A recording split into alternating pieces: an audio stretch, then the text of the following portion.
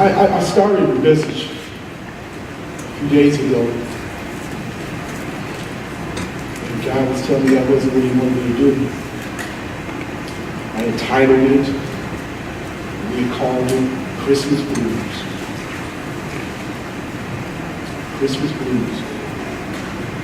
And where I was going with the message was that we talk about the characters in Christmas in the book of Luke in the 2nd chapter. We talk about Mary, we talk about the wise men, there's a lot of the characters in there. But the least person that we talk about is Joseph. I don't know if you ever thought about that. And we talk about Joseph, we don't talk about Joseph, but to me, Joseph was the one that was the most obedient and showed his faith in the whole story. Here's the reason why. Joseph got a message from God to go to Bethlehem.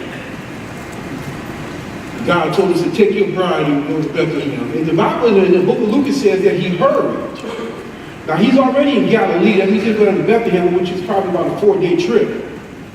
Now, we don't have no Uber drivers, and we don't have Lyft, and there's no cars and planes and buses and trains. So that was a journey he had to walk.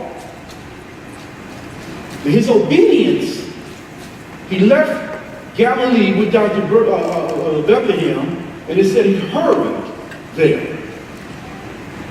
That means he followed God's direction.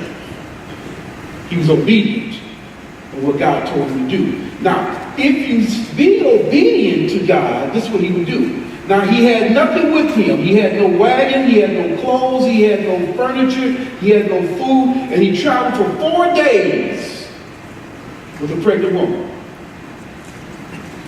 God said, I will provide your needs. So out of 4 days, that means to tell me that God provided their provisions. All because he stayed, somebody help me. Faithful. Faithful. All because he stayed faithful. Then God led me somewhere else. He had my mind going. I know if it's the pain pills in him. He said, no, I don't want you to go there. He said, let's talk about start to finish. And start to finish. Then he took me to the book of Proverbs, and we read that scripture. It's all about being faithful, being committed. We all have experienced starting things with a lot of enthusiasm. I mean, gun-ho, running. And then we peter out somewhere down the road. I did a basic Google search on things that people start and don't finish. And I thought my computer was going to have a seizure or heart attack. The search came up with 142 million articles that people start things and don't finish. 142 million. And just for example, number one was diets. I'm going to have a good time doing Christmas, but after Christmas, I'm going to leave that fried chicken alone. Now, that wasn't me. Now, I didn't say that. Okay? Number two was workout plans. Okay? 2-3 weeks before the year end, I sit out on the calendar and you mark out your workout days and how many crunches you're going to do, how many benches you're going to do, how many miles you're going to run. You're going to do all of this stuff for about 2 weeks. Then there was med school. And I know we have some nurses here. They know how tough it is. Go through med school. A lot of people have dropped out because it's just so tough and just mind-boggling and gets financially, can't afford it. And they bottom out. Same thing with college. I'm going back to school and I'm going to do this. and they get their first grant money and they stop. Go on car. Navy SEAL training. A lot of those that they started and they drop out. Running a marathon. They say that most people stop running a marathon at mile 18. Why mile 18? They just give up. They just give up. I wonder, is it that the body just said, hey, this was a bad idea. Can't do this. This is a bad idea. And I really think the key of training for a marathon is to maybe possibly just run one direction for 13 miles, leave your phone at home, leave your wallet at home. As soon as the phone rings, you're going to answer. As soon as you see a Starbucks, you're going to stop. I think that's the key. Cell phone at home. We don't finish reading books. And I'm a good one at that. I'll start a book and either it gets boring, or I'm not getting the information I want, and I'll scan through there and find out what I want to hear, what I want to do, and I'm done with that book, and that book is on my shelf. I think I got about 3 cabinets of books. I probably got about 7 or 8 that I need to start reading. We don't finish books. Writing books. People said, I'm going to do a memoir of my life. And they start writing, they get their journal, and they get to probably about page 5 or 6, and they stop. Book is done. So that was a kiddie book. Watching The Lord of the Rings. How long is this movie? How many endings do it have? Getting through a mini-series, The Lost. I never have been so into a series, and by the beginning of the series, but bewildered and disappointed by the end. And by the last season, I was like, why wouldn't just everyone die? So it will all just be over.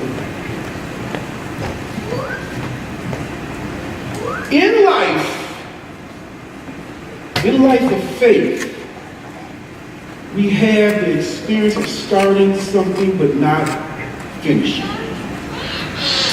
How many times have you said, I'm going to read the Bible for the whole year? You get to January, February, maybe March. You miss a day. You miss a day. I'll catch up. You miss a day. I'll catch up. You miss a week. I'll catch up. 2 months still went by. If you have that notice on your phone, you start ignoring it. Then the notice started getting to be annoying to you. You go through and take the app off.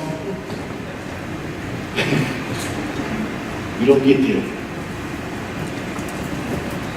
You don't get there. And maybe read the Bible, you start memorizing verses and scripture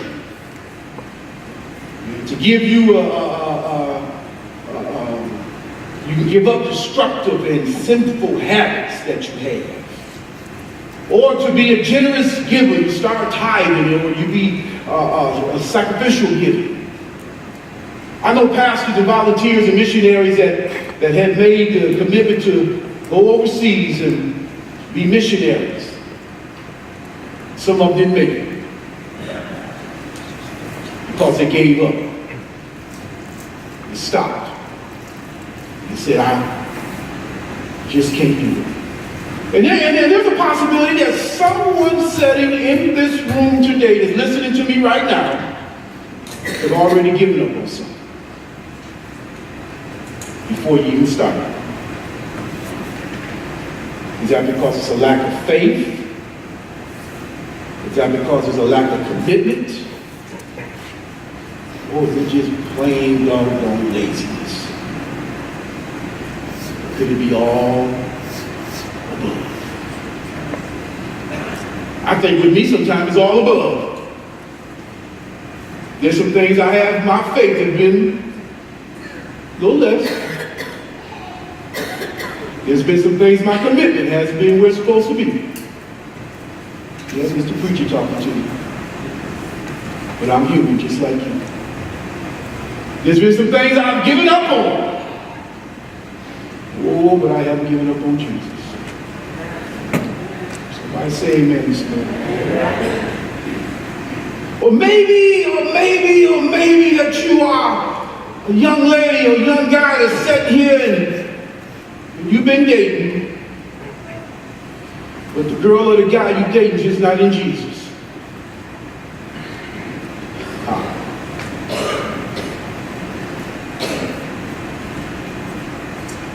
Then you stop dating, you get lonely, you get weary, and you don't wait for God to bless you. We talked about that before, waiting on the Boaz. That's AZ on the cuss. Talked about that before. Because in the dating thing, if you're first dating, I tell every young lady that's asking about anything, about a young man, I say your first date, ask him to come to church with you. And if he can't come to church with you, woo. My dad used to tell my sister, says, if you find a man that loves Jesus, love his mama, then you got a good one. Okay? Thank you. But if you don't wait on your Boaz, you end up a dumbass. AZ, right? Broke ass. Drunk ass. My best friend gave beat your ass.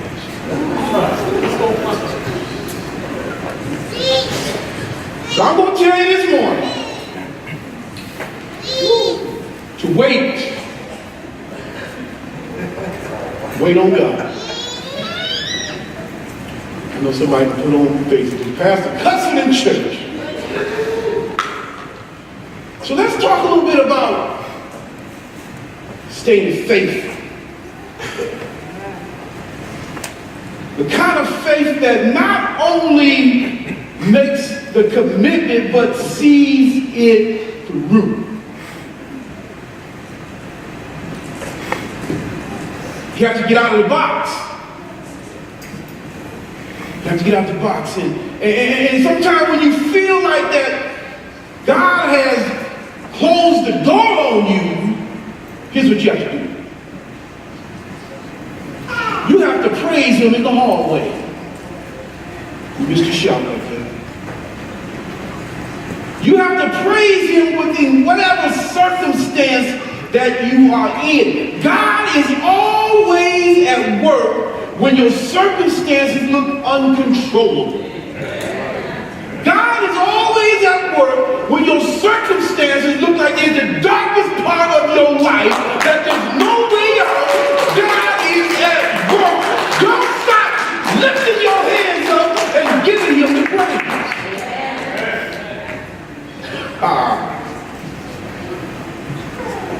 God is at work when life appears to be unpredictable.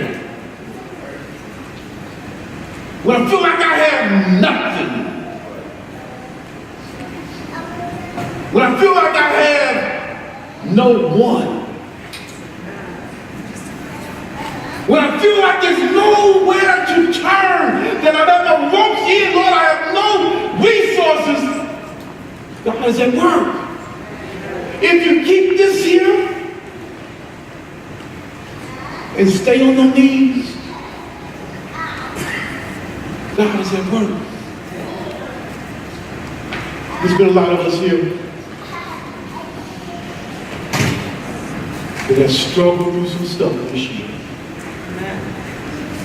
And the year is not over with you. It's not about you. I went to the hospital with Patty, my mom, over there. And she just don't know how she lifted my spirit. She just lifted my spirit.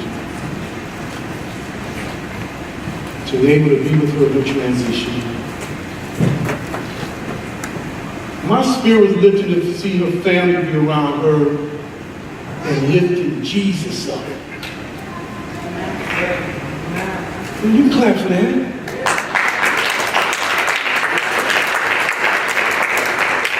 We prayed, we did some oil, we sung some songs. We were praising God while she was making her transition home to be with Him.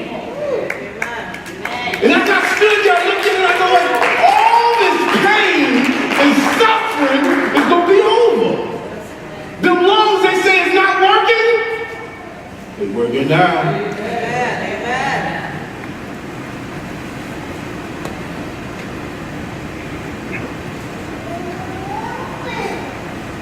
We all struggle with some difficulties.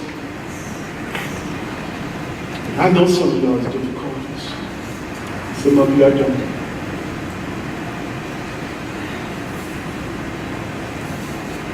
Here's what I'm telling you this morning. We just didn't make it through this year because of who we are. We made it because of who He is.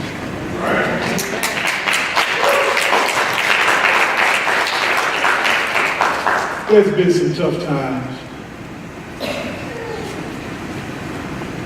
There's been some tough times, relationship-wise, financially, health-wise. We all struggle through some different stuff.